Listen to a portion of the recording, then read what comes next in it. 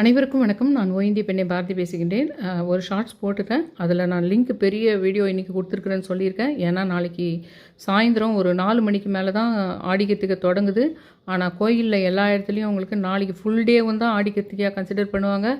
வெள்ளிக்கிழமை சாயந்தரம் 4 மணி வரைக்கும் இருக்குது. நீங்களாகவே சிலதில் நான் சொல்கிற இந்த விஷயங்களை சிலதெல்லாம் வெள்ளிக்கிழமை நீங்கள் பண்ணிக்கலாம்.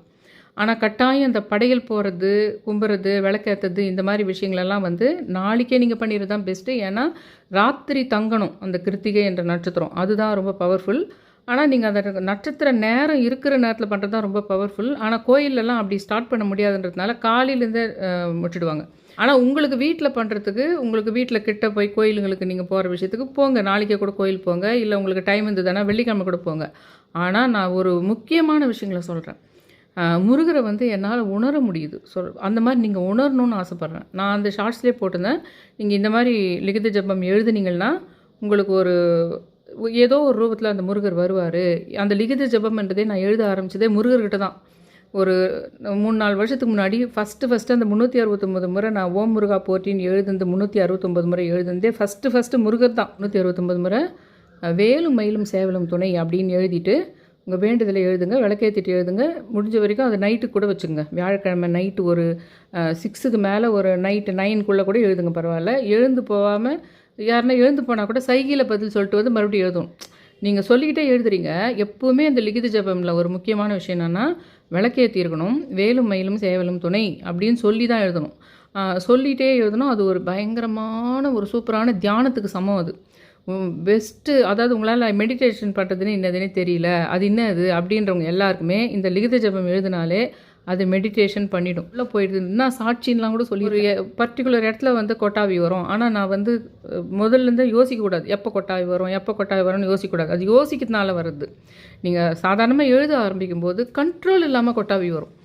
அது கனெக்ட் ஆகுது, பிரபஞ்சம் உங்கள் கூட கனெக்ட் ஆகுதுன்னு அர்த்தம். அப்போ நீங்கள் எந்த கடவுள் பெயரை சொல்லி எழுதிக்கிட்டு இருக்கிறீங்களோ அந்த கடவுளும் கனெக்ட் ஆகிறாங்கன்னு அர்த்தம். ஒரு ரூபத்தில் அந்த முருகர் சம்பந்தமாகவே ஒரு ஃபோட்டோ மேலே உழறது. இந்த முறை நான் குலதெய்வத்துக்கு போனப்போ நான் ஒரு வேண்டுதல் வச்சேன்.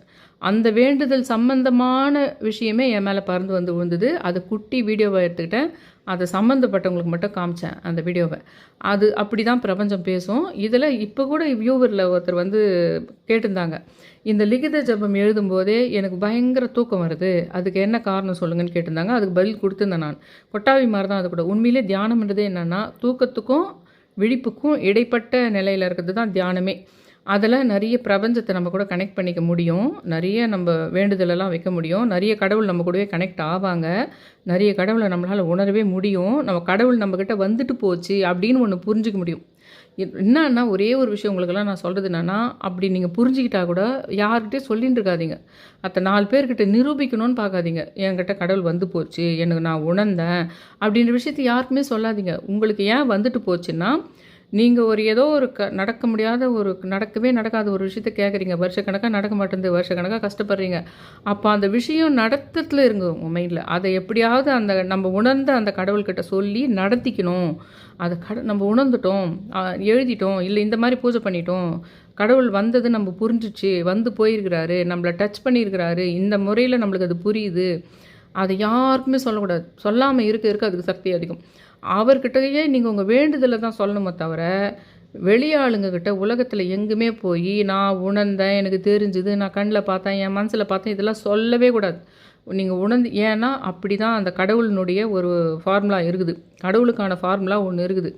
எந்த இடத்துலையுமே நேர்லேயே காட்சி கொடுத்துட்டு வந்தால் கூட அவங்களால மனுஷனுக்கிட்ட அதை ப்ரூவ் பண்ணிக்கக்கூடாது. மனுஷனுக்கிட்ட எங்கன்னா நான் பார்த்தேன்னு ப்ரூவ் பண்ணால் கூட அதுக்கு கடவுள் என்ன பண்ணுவார்னா, நீ பார்க்கவே இல்லைன்ற மாதிரி தான் கொண்டு வந்துடுவார். அந்த தேவலோகத்துக்கும் அந்த கடவுள் லோகத்துக்கும் அவங்களுக்குள்ள ஒரு கொள்கை வச்சுட்டுருக்காங்க. அதை காட்சின்றது உருவமாக இல்லை, ஏதோ ஒரு வகையில் உங்களை உணர வச்சுறது. நீங்கள் உணர்ந்தீங்கல்ல, அதோடு நிறுத்திக்கோங்க. அந்த உணர்கிற விஷயம் தான் அந்த லிகித ஜபமே. இந்த லிகித ஜபம் மாதிரி ஒரு அற்புதமான விஷயம் கடவுள் நல்ல காலமாக எனக்கு வாழ்க்கையில் இப்படி ஒரு அற்புதங்குதுன்னு சொல்லி கொடுத்துட்டார். நான் முதல்ல எடுக்கும்போதே முருகருக்கு வச்சு ட்ரை பண்ணேன். அந்த கடவுளாகவே தான் சொன்னார். என்ன ஆச்சுன்னா, அது சொல்கிறேன், பெரிய வீடியோவில் சொல்கிறேன்னு சொன்ன பாருங்கள். அது என்ன ஆச்சுன்னா, இந்த சிஸ்டம் ஆஃப் ஆயிடுச்சுன்னா மறுபடியும் ஆன் பண்ணுறதுன்னா எங்கள் பையன்கிட்ட பெங்களூரில் சொல்லி அவனை பேசாக்கில் பண்ண சொல்லணும். இல்லைனா வீடியோ காலில் காமிச்சிக்கிட்டே சரி பண்ண சொல்லணும். நம்ம ஃபோர்ஸ் பண்ணி ஷட் டவுன் பண்ணிட்டோம்னா முருகரே எனக்கு இண்டிகேட் பண்ணாருன்னு சொன்ன பாருங்கள். அதை தான் இப்போ நான் சொல்ல போகிறது. அதை எனக்கு சரி பண்ண தெரியாது. டெய்லியே உங்கள் வாழ்க்கையில் கூட இப்படி தான் நடக்குது. அது கடவுள் தான் பண்ண வச்சிருக்கிறாருன்ற விஷயத்தை நீங்கள் தான் கண்டுபிடிக்கணும். அதை தெரியாது. ஹாட்ஸ்டாருக்கு எப்படி பே பண்ணணும், நெட்ஃப்ளிக்ஸுக்கு எப்படி பே பண்ணணும், அதெல்லாம் அங்கேருந்தே பண்ணுவான். சிலது இங்கே எதனா பிரச்சனை வந்ததுன்னா பாஸ்டாக்கில் வந்து அங்கேருந்தே செஞ்சு கொடுப்பான். ஏமா எப்போ பாரு என்னையே டிபெண்ட் பண்ணியிருக்கிற, இதெல்லாம் எப்போ தான் நீ கற்றுக்க போகிற அப்படின்ற மாதிரி கொஞ்சம் இதுவாக சொன்னான்.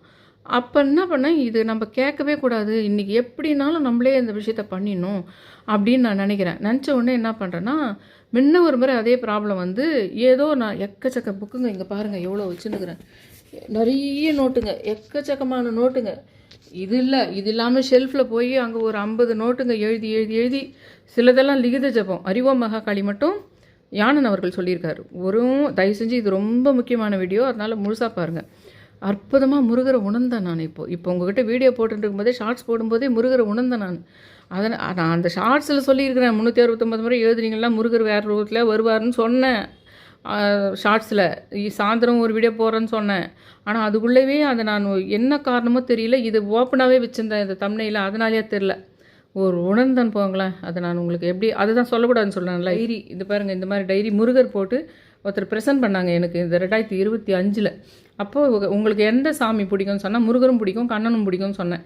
அப்போ என்ன பண்ணாங்கன்னா என் பேரே மேலே போட்டு முருகர் படம் போட்டோம், உன்னை கண்ணன் படம் போட்டோம், 2 டைரி ப்ரெசென்ட் பண்ணாங்க. அப்போ நான் என்ன பண்ணேன், இதில் டெய்லி நடக்கிற விஷயங்களை எழுத சொல்லுவோம் பார்த்தீங்களா, அந்த மாதிரி தான் இங்கே கூட நான் எழுதியிருக்கேன் பாருங்கள். மாடியில் இந்த மாதிரி தான் உங்களை எழுத சொல்கிறது. ஏன்னா பிரபஞ்சம் கனெக்ட் ஆகிறதுக்கு நிறைய இப்போ நான் மறந்தே போனேன், இந்த விஷயம்லாம் எனக்கு ஞாபகமே இல்லை. சொல்லப்போனால் ஒரு 3 மாதம் எழுதுறது கூட நிறுத்திட்டேன். இந்த மாதிரி ஒரு 10 புக்கு இருக்குது என்கிட்ட வருஷம் எழுதி ஒரு நிறுத்தி வச்சுருக்கேன். ஒரு இதுவாக அப்படியே மைண்டே எல்லாத்தையும் ஞாபகம் வச்சுக்குமான்னு ஒரு ட்ரையல் பார்க்கலாமான்னு வச்சுருக்கேன். இது மாதிரி எழுதுறது உங்களுக்கு ரொம்ப நல்லது. கடவுள் பேசுறதுலாம் கூட மறந்து போயிருக்கும் நம்மளுக்கு. ஏன்னா இந்த பேட்டர்னில் பேசியிருக்கோம் கடவுள் எப்போனா நம்மக்கிட்ட. இதை படித்து பார்க்கும்போது தான் தெரியும். இப்போ நான் சும்மா இதுக்காக பார்த்தேன், இந்த எழுதி வச்சேன் என்ன பண்ணணும், அந்த மாதிரி சுச்சுவேஷன் வந்தால் என்ன பண்ணணும்னு எழுதி வச்சேன். எல்லா நோட்லேயும் தேடி கடைசியில் இந்த டைரியில் பேக் சைடில் எழுதிக்கிறேன். F1 ப்ரெஸ் பண்ணணும். அதுக்கப்புறம் அடுத்த பேஜில் வந்து சேவ் அண்ட் எக்ஸிட்னு வரும். அதுக்கப்புறம் ஒரு ஓகே பட்டன் கொடுக்கணும். அதெல்லாம் 3 ஸ்டெப்புன்னு கொடுத்துக்கிறேன். இந்த இடத்துல 3 ஸ்டெப்பும் பண்ணிட்டோம்னா அது ஓப்பன் ஆகிடும் கம்ப்யூட்டர்ன்ற மாதிரி. எப்போது அதுக்கு எல்லா புக்லேயுமே ஒரு பேக் சைடில் தான் எழுதணும். நம்ம ஒரு பேக் சைடில் தான் நம்ம எழுதணும்னு தேடும்போது தான் என்ன ஆகுதுன்னா இந்த நோட் வருது. இது கலப்படமாக எழுதியிருப்பேன். ஸ்ரீ ராகவேந்திராய நமக இதுங்கெல்லாம் கலப்படமாக எழுதியிருக்கிறேன். ஆனால் மேலே மட்டும் என்ன போட்டிருக்கிறேன், ஓம் சரவணபவ எழுதியிருக்குது. 6 நாள் தொடர்ந்து 1008 முறை எழுதியிருப்பேன். அறிவோம் மகாகாளி 8 நாள், ஓம் சரவண பவன்னா 6 நாள் எழுதணும். ஆனால் 108 முறை தான் 1008 முறை தான் எழுதணும். அது ஏதோ ஒரு முக்கியமான நாளில் பண்ணியிருப்பேன். அப்போ இந்த ஆடி கிருத்திகைக்கு லிகித ஜபம் தான் முருகர் நம்மளை எழுத சொல்கிறாரு. அதனால தான் அந்த சிஸ்டம் ஆஃப் ஆகிருக்குது. நீங்கள் கூட இப்படி தான் உங்கள் வீட்டில் நடக்கிற நிகழ்ச்சியை கால்குலேட் பண்ணணும். அதனால தான் அந்த சிஸ்டம் போயிருக்குது. அதனால தான் 2 நாளைக்கு முன்னாடி எங்கள் பையன் நீயே கற்றுக்க மாட்டியா எல்லாத்தையும் சொல்ல வச்சதும் அந்த முருகர் தான். இன்றைக்கி சிஸ்டம் ஆஃப் ஆனதும் அதனால தான். எல்லா நோட்டையும் தேடினா என்ன ஆகும், கண்ணில் படும். அந்த வேலும் மயிலும் சேவலை துணை நீ சொன்னால் தான் இன்னும் சூப்பர் பலன் கிடைக்கதா இருக்குதுன்னு முருகர் எனக்கு சொல்லணும்னு நினைக்கிறாரு. அப்போ 4 ஸ்டெப் எடுக்கிறாரு அதுக்கு. ஆனால் வேலும் மயிலும் சேவலும் துணைன்றத அது எனக்கு திடீர்னு தோணுச்சு. அது ஏன்னே தெரில. அதுவும் முருகர் தான் பண்ணியிருக்கிறாரு. ஓம் முருகா போற்றி சொல்லக்கூடாது, வேலும் மயிலும் சேவலம் துணைன்னு தான் நம்ம எழுதணும் அப்படின்னு நான் நினைக்கிற சமயமே என் உடம்புல அந்த நான் சொல்கிறேன் பாருங்கள், ஒரு உணர்ந்தேன். அந்த முருகரை ஒரு ஜில்லுன்னு உணர்ந்தேன். வேலும் மயிலும் சேவலும் முருகர் என்ன சொல்லலாம் கிருத்திகைக்கு, வேலும் மயிலும் சேவலும் துணைன்னு 369 முறை எழுதுனா என்ன அப்படின்னு நினைக்கும்போது அப்படியே ஜில்லுன்னு ஆச்சு என் உடம்புல. அப்படியே ஏதோ என் உடம்புல ஒரு எனர்ஜி அப்படியே கிராஸ் ஆகி போகிற மாதிரி எனக்கு புரிஞ்சுது. இந்த மாதிரி தான் நான் உங்களை எழுத சொல்கிறது. இதில் கூட போட்டிருக்கிறேன் பாருங்க, எப்படி எழுதிக்கிறேன்னு சொல்கிறேன். நீங்கள் அந்த பேட்டர்ன் தெரிஞ்சுக்கோங்க. மாடியில் வாஷ் பண்ணும்போது February 9 2025 டேட் போட்டு பண்ணியிருக்கிறேன் எல்லாத்துலேயும். விசில் சப்தம் வருது திருவேணி காலனிலேருந்து. ஏன்னா திருவேணி காலனிங்கிற கடவுள் என் கூட சம்மந்தப்பட்டவர்ன்ற காரணம் கனவுல வந்ததுன்னு. திருவேணி காலனிலேருந்து சப்தம் வருது. அன்றைக்கி ஒரு புனர்பூச நாள்.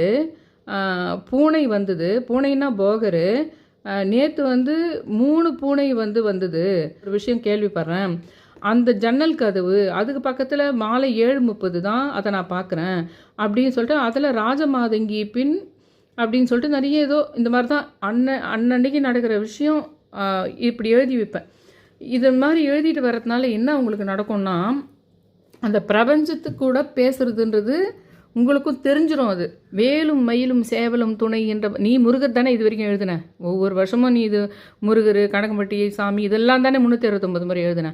ஆனால் இந்த முறை வேலும் மயிலும் சேவலும் துணை 369 முறை எழுது, அது வேறு லெவலில் இருக்குன்றாரு. அது எனக்கு அவர் உணர்த்தம் தான் உங்களுக்கு நான் சொல்ல போகிறேன் அடுத்தடுத்த வீடியோவில். இதில் முக்கியமான விஷயம், இன்னொரு முக்கியமான விஷயம், இந்த தமிழ் கடவுள் முருகன்ற பிரச்சனை எங்கே பார் வருது பார்த்தீங்களா. அப்போ நீங்கள் மேடை ஏறி அவருக்காக சண்டை போட வேணாம், நீங்கள் வீடியோ மூலமாக அவருக்காக எங்கள் ஊர் தான் எங்கள் கடவுள் சண்டை போட வேணாம். மனசில் உங்களுக்கு வந்து அந்த ஆசை இருக்கணும், ஆர்வம் இருக்கணும். இந்த தமிழ் கடவுள் முறை எதனா ஒரு அகழ்வாராய்ச்சியில் இது பார்த்தாங்க, இந்த மாதிரி வீடியோங்களை பார்த்தாலே ஆர்வமாக பார்க்கணும். கடவுளே கடவுளே கடவுளே அவர் தமிழ் கடவுள் தான் நிரூபணம் ஆகணும் அப்படின்ற விஷயத்தில் நீங்கள் ஆர்வம் வந்தாலே போதும், உங்கள் வாழ்க்கையில் இருக்கிற முக்கியமான சிக்கல்களெல்லாம் அவர் நீக்கிடுவார். நீ எப்பவுமே அதை விட்டு கொடுத்துடக்கூடாது. சொன்னால் சொல்லி மாட்டோம், அதில் போய் என்ன இருக்குதுன்னு நினைக்கக்கூடாது. இவ்வளோ சக்தி வாய்ந்த கடவுளை நம்ம எப்படி கேதாரேஸ்வரர் நோம்பத்தில் நோம்புக்கு படிப்போம் பார்த்தீங்களா, அந்த மாதிரி இன்றைக்கி நான் ஒரு கொஞ்சம் தமிழ் கடவுள் முருகன்றதுக்கு கொஞ்சம் சொல்ல போகிறேன். அதை வந்து நீங்கள் அது ஒரு நோன்பு புக்கு படிக்கிறதாவே நினச்சிக்கிட்டு அதை கேட்டுக்குங்க. அதை நீங்கள் காதில் கேட்டாலே சுந்தரகாண்டம் படித்தாலே நல்லது நடக்கும்னு சொல்லுவாங்க பார்த்தீங்களா. இதை நாளைக்கு கிருத்திகை சமயத்தில் கூட இது வேணாம் இந்த வீடியோவில் கேட்டுங்க. 1 நிமிஷத்துலேருந்து இது வருதோ நான் சொல்கிறேன் பார்த்தீங்க. தமிழ் கடவுள் முருகன்றதை பற்றி மட்டும் பேசுகிற பாருங்க, அதை மட்டும் அது ஒரு ஸ்லோகம் மாதிரி பாருங்கள். கரெக்டாக இந்த நிமிஷத்துலேருந்து நான் அந்த டைமிங்கை வந்து நான் மென்ஷன் பண்ணுறேன் டிஸ்கிரிப்ஷனில். இதுலேருந்து மறுபடியும் நீங்கள் அடிக்கடி கேளுங்க. இதுக்கு ஒரு சக்தி இருக்குது ஸ்லோகன் மாதிரி. முருகன் வந்து தமிழ் கடவுள்னு நம்ம சொல்கிறோம். இதுக்கு ஆதாரம் இருக்கா அப்படின்னா இல்லை. இன்றைக்கி ஆதாரங்களை மட்டும் வைக்க போகிறேன். இலக்கியம், மொழி, தொல்பொருள், கல்வெட்டு, நாணயம், 5 வகை ஆதாரம் நீங்களே முடிவு செஞ்சுக்கோங்க. முருகு இது வந்து தூய தமிழ் சொல். அதோட பொருள் வந்து அழகு, இளமை, மனம், தேன், தெய்வத்தன்மை, வீரம். அந்த சொல்லில் இருந்து வந்தவர் தான் முருகன். அழகன்ன்றது தான் அதுக்கான அர்த்தம். இப்போ ஒப்பிட்டு பாருங்கள், வடமொழியில் அவரோட பேர் ஸ்கந்தன். ஸ்கந்த் அப்படின்னா வேர்ச்சொல்லுக்கு பாய்தல், தோல் அப்படின்னு தான் அர்த்தம். முருகனோட குணங்கள் அந்த பேருக்கு பொருத்தமே கிடையாது. இன்னும் சொல்லப்போனால் வேலன், சேயோன், குமரன், கந்தன், சரவணன் இந்த பெயர்களில் பெரும்பாலும் தமிழ் மண்ணோட வழிபாட்டிலேருந்து வந்தது. ஒரு கடவுளோட சொந்த மொழி எதுன்னு தெரியல, அவரோட பேர் எந்த மொழியில் முழு அர்த்தம் தருதுன்னு பாருங்கள். முதல்ல முருகன் தமிழில் தான் முழு அர்த்தமாக தரார். 2வது ஆதாரம் என்னன்னு கேட்டால், தமிழோட மிக பழமையான நூல் வந்து தொல்காப்பியம். அது ஒரு நிலப்பகுப்பு இருக்குது. குறிஞ்சி, முல்லை, மருதம், நெய்தல், பாலைன்னு ஒவ்வொரு நிலத்துக்கும் ஒரு கடவுள் இருக்கிறார். மலையும் மலை சார்ந்த இடமும் குறிஞ்சி, அதோட கடவுள் சேயோன். சேயோன் வந்து சிவந்தவன் அர்த்தம், அதாவது முருகன் அர்த்தம். இதில் முக்கியம் என்னென்னா, தொல்காப்பியம் ஒரு இலக்கண நூல், பக்தி நூல். அது ஒரு தொல்காப்பியன்றது ஒரு இலக்கண நூல், பக்தி நூல் கிடையாது. ஒரு இலக்கண நூலில் ஒரு கடவுளை நிலத்தோட இயல்பாக சேர்த்து சொல்கிறாங்கன்னா அந்த வழிபாடு ஏற்கனவே சமூகத்தில் வேரூன்றி இருந்துச்சுன்னு அர்த்தம். புதுசாக வந்த ஒரு கடவுளை இலக்கண நூலில் இப்படி சொல்ல மாட்டாங்க. 3வது ஆதாரம் என்னான்னு கேட்டால், இதுதான் மிக முக்கியமானது. சங்க காலத்தில் வேலன் வெறியாட்டுன்னு ஒரு வழிபாடு இருந்துருச்சு. ஒரு பெண்ணுக்கு உடல் நலம் கெட்டாலோ மனசு கலங்கினாலோ அணுங்கு பிடிச்சிருக்கு அப்படின்னு நினைப்பாங்க. அப்போது வேலன்கிற பூசாரியை கூப்பிடுவாங்க. அவர் வேல் ஏந்திக்கிட்டு முரசு அடிக்க, பாட்டு பாட, ஆவேசமாக ஆடுவார். திணை, ஆடு, மலர் படைப்பாங்க. இதுதான் வெறியாட்டுன்றது. இதோட சிறப்பு என்னான்னு கேட்டால், இது கோயிலில் இல்லாத வழிபாடு. விக்கிரகங்கள் இல்லை, ஆகமம் இல்லை, சடங்கு நூல் இல்லை. மலை மக்கள், குறவர் மக்கள் அவங்க வீட்டிலையே அவங்க மொழியிலேயே பண்ணின வழிபாடு. இப்படி ஒரு வழிபாடு வெளியிலிருந்து இறக்குமதி ஆகாது. இது மண்ணில் முளைச்சது. இன்றைக்கி கிராமத்தில் சாமியாருது, அருள்வாக்கு சொல்கிறது, அதோட வேர் இந்த வேரியாட்டில் தான் இருக்குது. 2000 வருஷமாக நிற்குது. 4வது ஆதாரம் என்னன்னு கேட்டிங்கன்னா, இலக்கியம். திருமுருகாற்றுப்படையில் நக்கீரர் எழுதினது 10 பாட்டில் 1 முருகனை நோக்கி ஒரு பக்தனை ஆற்றுப்படுத்துகின்ற, அதாவது வழிகாட்டுகின்ற நூல். தமிழில் ஒரு கடவுளுக்காக முழுசாக எழுதப்பட்ட மிக பழமையான நூல் இதுதான். இதில் தான் 6படை வீடு அப்படின்ற முதல் முறையாக பட்டியலிடப்படுகின்றது. இன்னொரு ஆச்சரியம் என்னன்னு கேட்டால், இந்த சங்ககால நூல் வந்து பிற்காலத்தில் 11ஆம் திருமுறையாக சைவ சமயத்தில் ஏற்றுக்கப்படுது. அதாவது சங்க இலக்கியம், பக்தி இலக்கியம் 2த்துலேயுமே இந்த இடம்பெற்ற நூல் இது. பரிபாடலில் என்ன ஆகுதுன்னா, முருகனுக்கு பாடல்கள் இருக்குது, இசையோடு பாடுகிற பாடல்கள். அதெல்லாம் புறநானூறு, குறுந்தொகை, அகநானூறு இதுலேயும் முருகன் வராரு. மயில், வேல், கடம்பு மாலை, சேவல் கொடி எல்லாமே சங்க பாடலில் இருக்குது.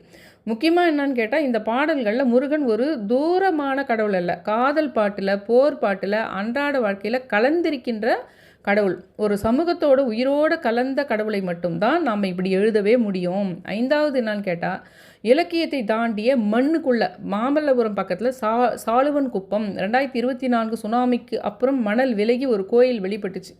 தோண்டி பார்த்தப்போ மேலே பல்லவர் கால கோயில், ஆனால் அதுக்கு கீழே இன்னொரு செங்கல் கோயில் இருக்குது. அது சங்க காலத்துக்குரியது.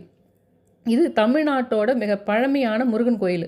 பல்லவருக்கு முந்தைய காலத்தில் கண்டெடுக்கப்பட்ட வெகு சில கோயில்கள் அது ஒன்று. அதாவது சங்க இலக்கியம் சொல்கிற முருகன் வழிபாடு வெறும் பாட்டில் மட்டும்தான் இல்லை, மண்ணில் கூட கிடச்சிருக்குது. நமக்கு 6வது ஆதாரம் என்னன்னு கேட்டால், இது ரொம்ப பேருக்கு தெரியாது. இலங்கையில் கிடைச்ச பழைய நாணயங்களில் மயில் சின்னம் இன்னும் கிறிஸ்துவுக்கு முன்னால் 2ஆம் நூற்றாண்டு வாக்கில் தமிழ் பிராமி எழுத்தில் பேரு பொறிச்ச நாணயங்கள். மயில் இன்னும் பழனி அப்படின்லாம் பொறிக்கப்பட்டிருக்குது, மதுரைன்றதெல்லாம் பொறிக்கப்பட்டிருக்குது. மயில் முருகனோட வாகனம்னு சங்க இலக்கியத்தில் சொல்லுது.